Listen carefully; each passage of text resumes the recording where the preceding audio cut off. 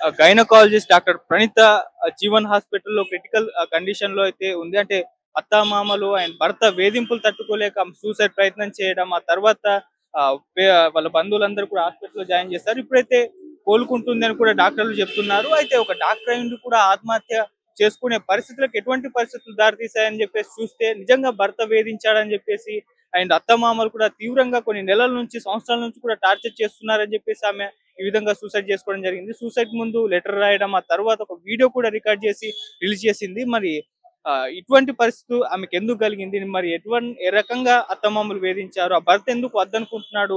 అంటే ప్రేమించి పెళ్లి చేసుకున్నప్పటికీ ఈ రకంగా ఎందుకు వేధిస్తున్నాడు? సో ఇటువంటి అన్ని అంశాలు కూడా ఒకసారి వాళ్ళ బంధువులు, వాళ్ళ మదర్‌ని వీళ్ళందరిని కూడా అడిగి తెలుసుకునే ప్రయత్నం అయితే చేద్దాం. ప్రణీత గారి మదర్ గదా మీరు? ఇది ప్రేమ వివాహం అన్నారు. మీరు యాక్సెప్ట్ చేశారు. పెద్దల్ని ఒప్పించి మరి పెళ్లి చేసుకున్నారు. మరి ఇంత ప్రేమ వివాహం చేసుకున్న తర్వాత ఇంత వేధింపులు ఎందుకు ఆ భర్త పెట్టాడు? ఆ అత్తమామలు పెట్టారు. దీనికి ఏమైనా కారణం ఉందా? అత్తమామలకు మా కూతురు అంటే ఇష్టం లేదు ఇష్టం లేదు సార్.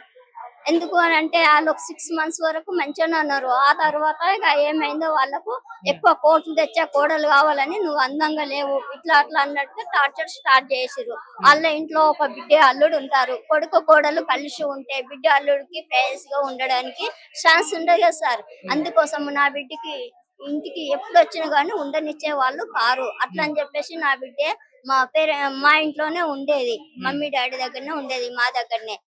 ఇంకా మరి ఎక్కడ ఉంచాలి? ఆ ఇంట్లో వాళ్ళు రానియనప్పుడు అతను ఉండేవాడు కాదు ఇంట్లో.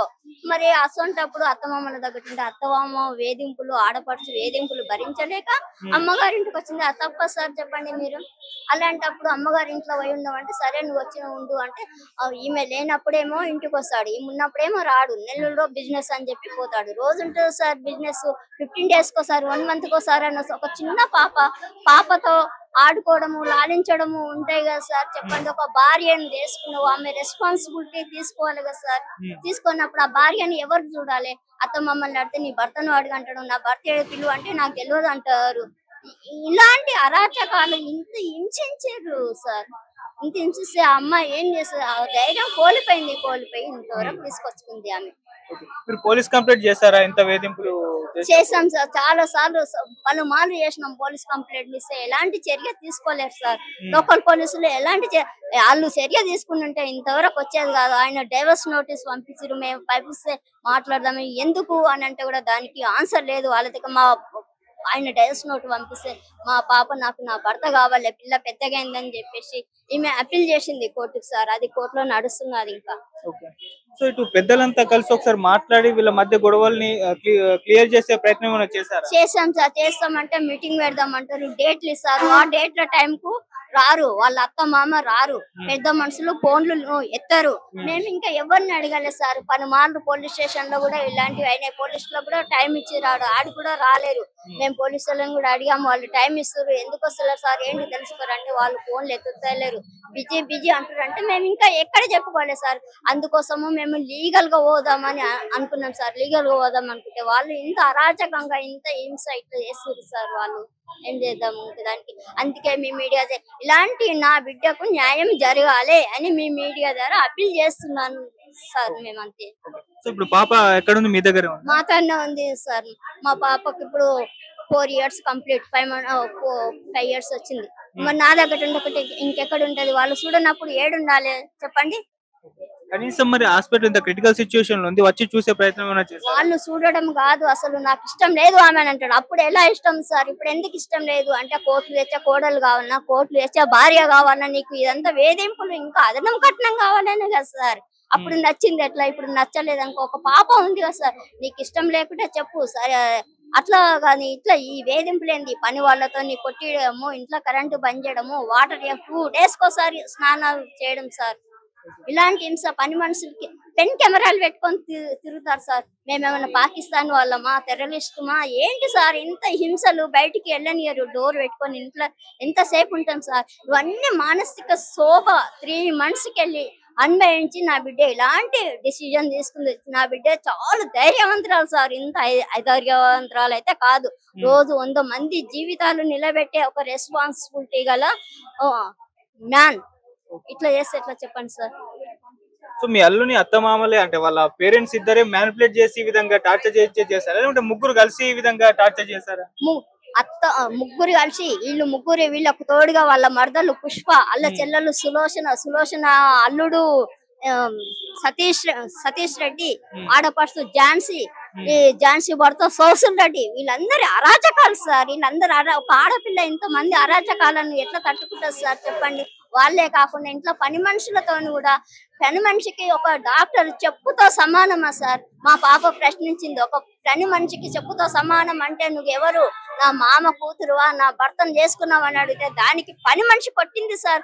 దాన్ని కూడా ఎందుకు పని మనిషిని చేసిన? ఇలాంటి అరాచకాలు చేస్తే ఎలాంటి ఆడపిల్లని తట్టుకోగలుగుతుందా సార్? ఆ పని మనిషి పేరు కూడా రేష్మ సార్.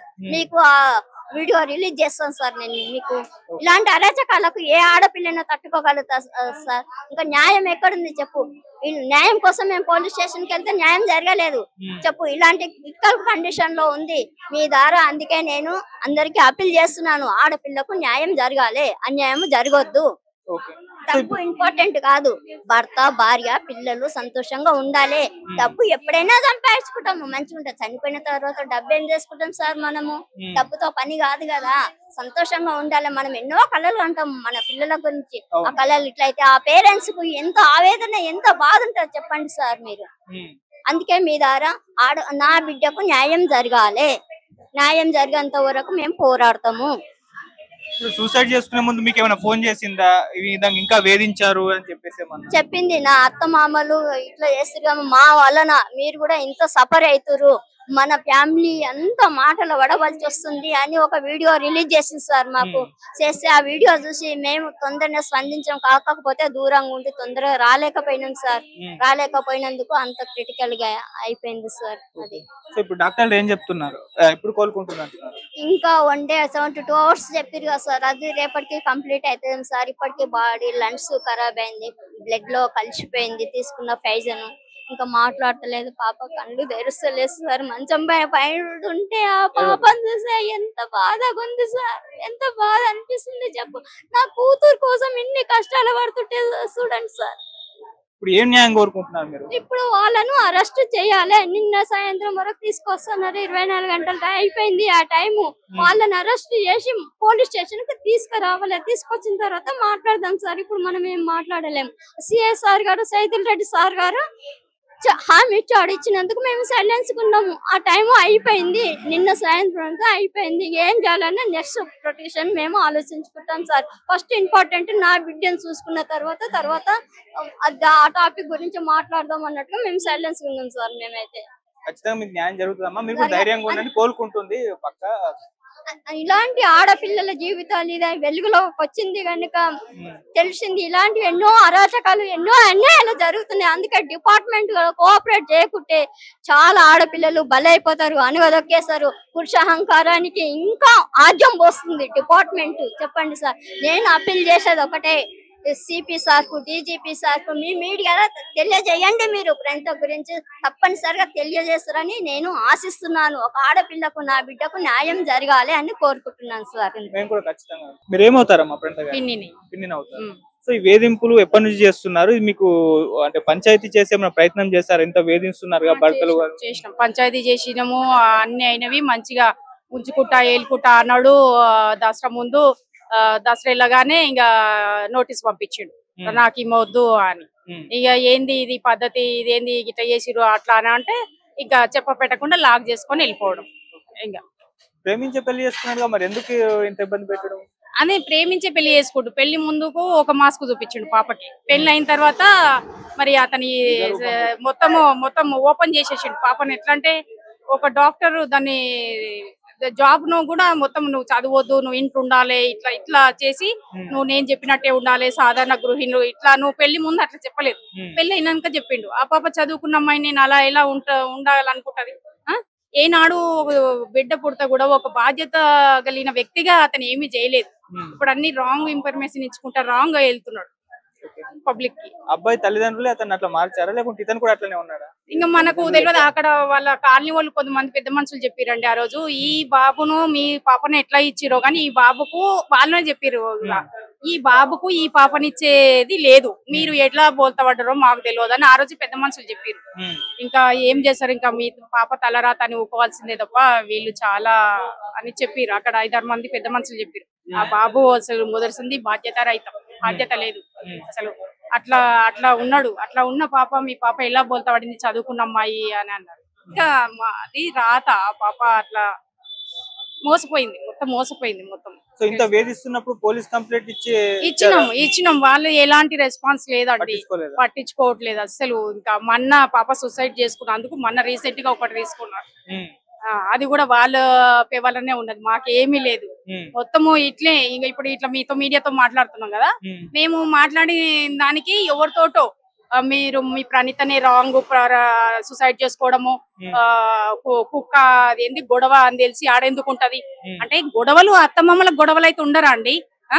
అట్లా ఎందుకు ఉంటది, వేరే ఎల్లు ఉండాలి చెప్పిస్తున్నారు మీరు. అతను చెప్తున్నాడు, మీరు చెప్పిస్తున్నారు. ఏం మాట్లాడుతున్నారు? ఎక్కడ పోతే అక్కడ రాంగ్ మెసేజ్లు ఇస్తున్నారు. ఇట్లా చేస్తున్నారండి వాళ్ళు. పాప హాస్పిటల్లో ఉండి మేము సీరియస్ ఉంటే వాళ్ళ పనిలో వాళ్ళు చేస్తా ఉన్నారు. అట్లా పాపను వదిలించుకోవాలనో ఏమో అండి వాళ్ళు. మరి వదిలించుకోవాలనుకున్నప్పుడు మరి కూర్చొని మరి మాట్లాడుకోవాలి కదా. అది లేకుండా మమ్మల్ని పాపం వీళ్ళు, మా ప్రణీత వాళ్ళ డాడీ మమ్మీ ఏనాడు బయటికి వచ్చారు కదండి వాళ్ళు. పాపము వాళ్ళని అంతా నానా రకాలుగా ఇబ్బంది చేసి పాప టార్చర్ చేసి పాప కూడా భరించిందండి. వాళ్ళ రోడ్డుకి ఎక్కితే ఎందుకో అందరికి తెలుస్తుంది, పరువు ఉంటది కదండి. అట్లా అని పాప కూడా అట్లానే ఇంకా సూసైడ్ తో నాది ఆగిపోవాలని చేసుకుంది. ఇంకా ముందుకు వెళ్ళొద్దు, మా డాడీ మమ్మీ పరువుగా ఇంత దూరం వచ్చిర్రు, ఈ జర్నీని ఇక్కడికే ఆఫ్ చేసేసేయాలి.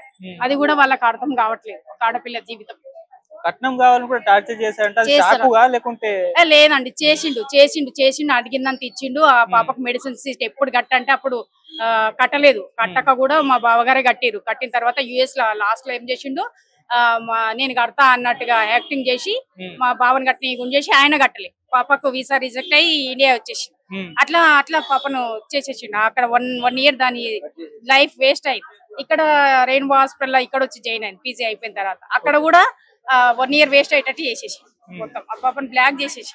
ఇవన్నీ ఎట్లా ఉంటాయి ఆ పాపకి? తన లైఫ్ ను కూడా సరిగా చేసుకుని ఇవ్వకుండా ఉంటాయి.